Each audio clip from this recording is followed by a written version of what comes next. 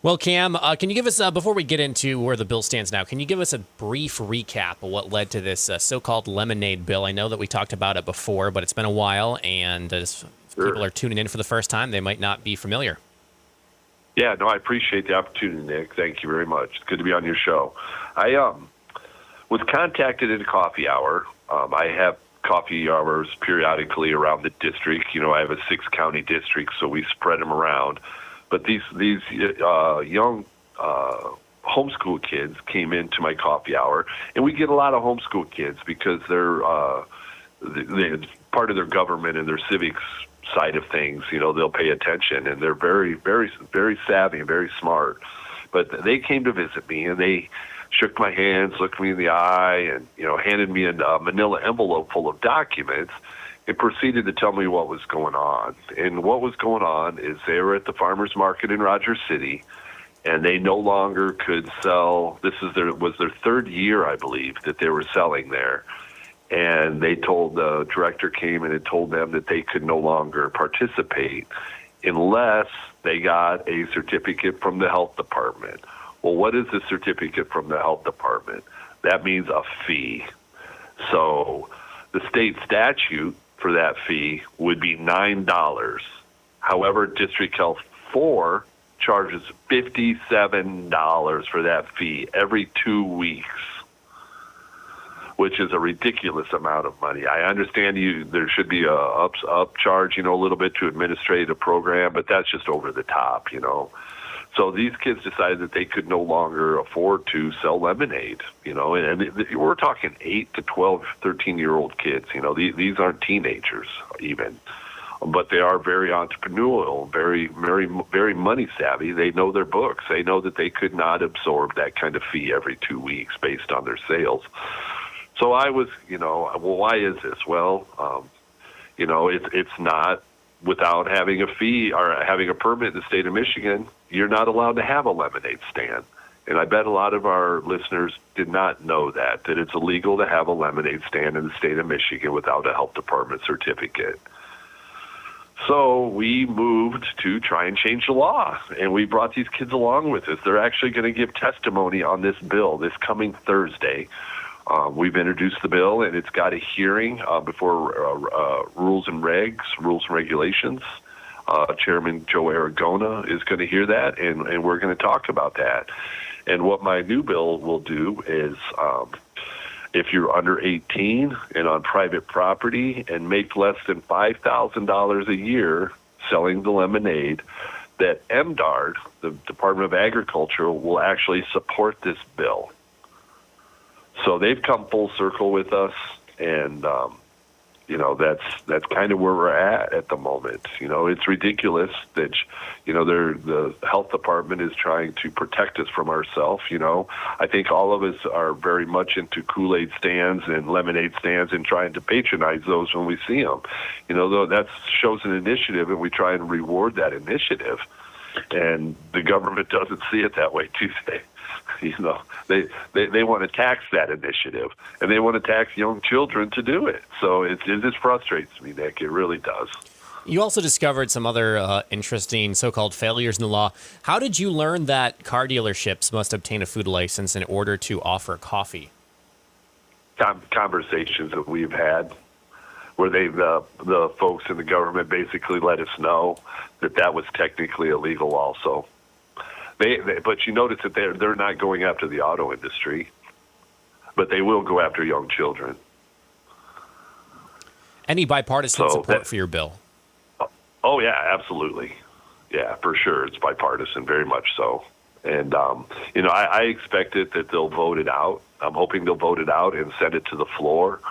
And, you know, we'll get it passed off the floor and get it to the Senate. And so, you know, maybe they'll fast track this so this summer that they can sell lemonade safely and not have to worry about the government taking such a big bite of their profits. This Green Alert program, another bill that you've worked on. Tell us about that. Well, a lot of us are familiar with the Amber Alert. You know, your phone will kind of buzz sometimes and say, hey, there's been a child missing in a certain county. Very, very much similar to that for veterans. if the veteran has displayed certain tendencies. And, we're trying to save lives here. And what it is we lose 22 veterans a day nationally to suicide. And we got to do something to try and stop that number or lower that number. And the American Legion had came up with the Green Alert Bill. Now, I'm the grandson of American Legion post commander, and I sit on the Veterans Administration there here in Lansing. I'm the vice chair. So I brought this bill forward, and what it does is, the police still have to follow proper procedures, missing person procedures. But if you've left a suicide note or it said something to your wife or something, they most likely could put this out on a green alert. And there's a member of the House. He came up to me and said, "Cam, sometimes I like to go out to my camp, and I might not come back in time. Well, this bill, if my wife called it." I'll be angry when I get back, that everybody in town thinks I'm crazy. No, it's not like that at all. The police still have to follow standard operating procedures for a missing person. But if they know that you're out at the camp and you might frequent the camp, they're going to go out there and look for you. But if they can't find you and you maybe left a suicide note or something, they're going to put you on the green alert. And hopefully we can find them and get that veteran help like they need. Taking a look at the budget here, we're getting rather close to the deadline again. What are the holdups this time between the House and Senate? Property tax. We're looking to lower some property taxes. Not so sure that it's the Democrats want to do that. They're worried about how we're going to backfill things, and I'm in agreement with that. I get concerned about how we will how we backfill the monies that we take out of the property tax. But I presume that we'll get it done. But what we don't want to do is we don't want to take money out of the rainy day fund. We don't want to raise taxes. There is plenty of money here in Lansing. We do not have to do those things. But what we do have to do is convince the Democratic majority in the Senate that we can pass a budget that meets the state's needs without having to, once again, raid the rainy day fund or raise taxes. And there's been some luxury tax items that Speaker Hall has proposed to backfill what the property tax would ultimately, that money that would disappear from the property taxes. Is the House Republicans, are they still trying to eliminate property taxes altogether, or are they negotiating smaller reforms to get anything done?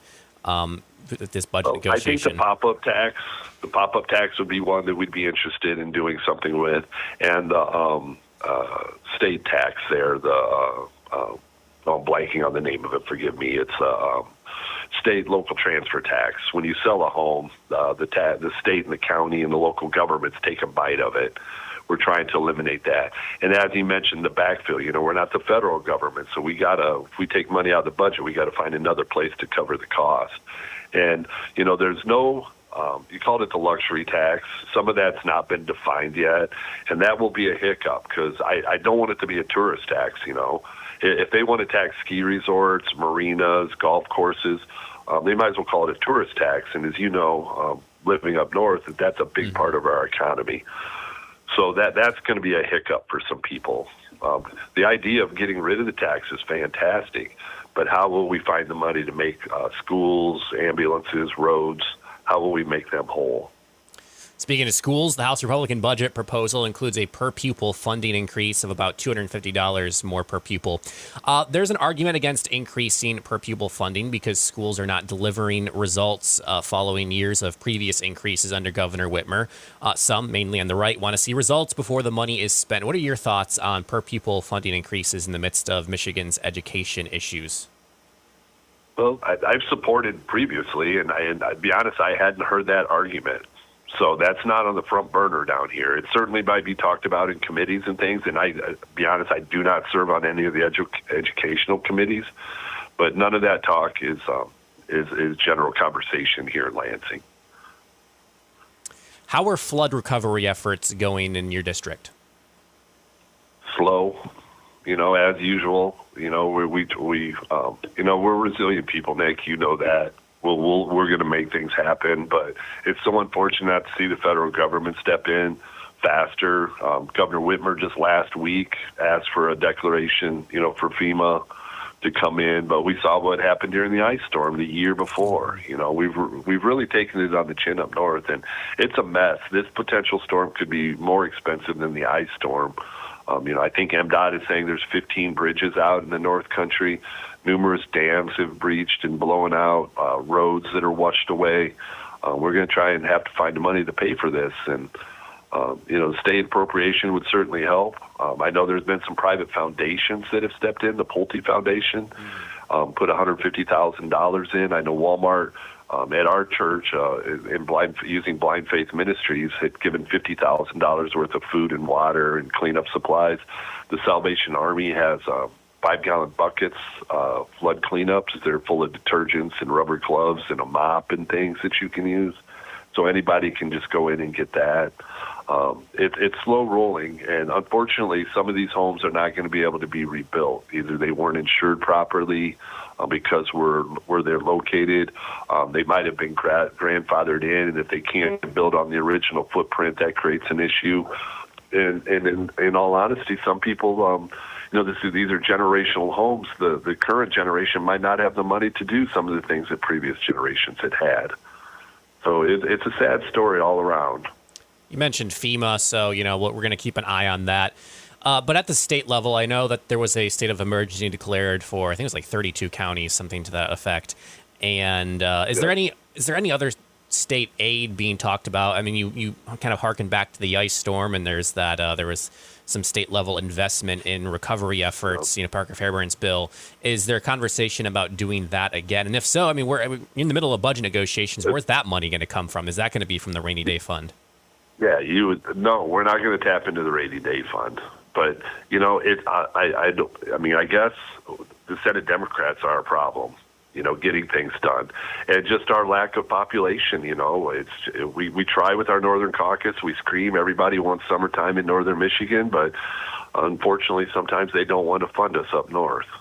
So it's tragic, and all of our reps. I'm the co-chair of our Northern Caucus. We've got supporting all the flood recovery efforts and doing what we can to try and find a dollar here and a dollar there. I think a lot of it's going to come through the individual departments. I'm worried about getting a large appropriation. I truly am this time around.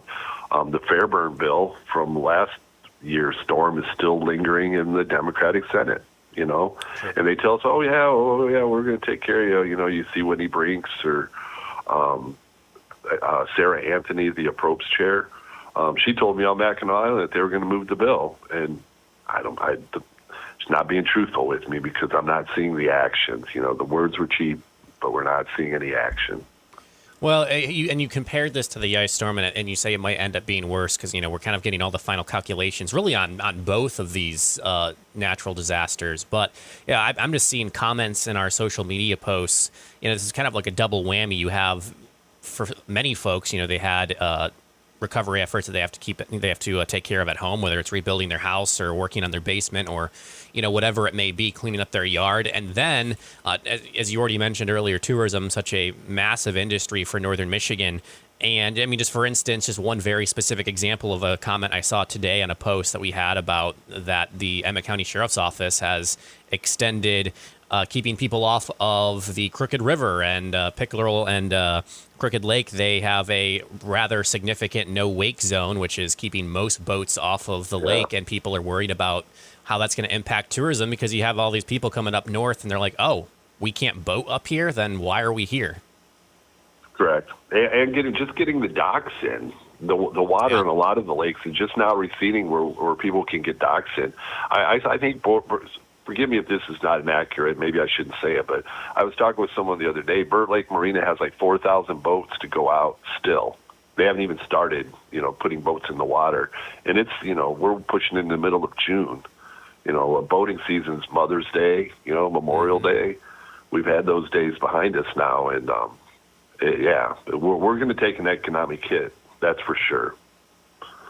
We are speaking with State Representative Cam Cavitt, Republican from Cheboygan. Cam, thanks as always for the time. Thank you, Nick. Appreciate you and your listeners.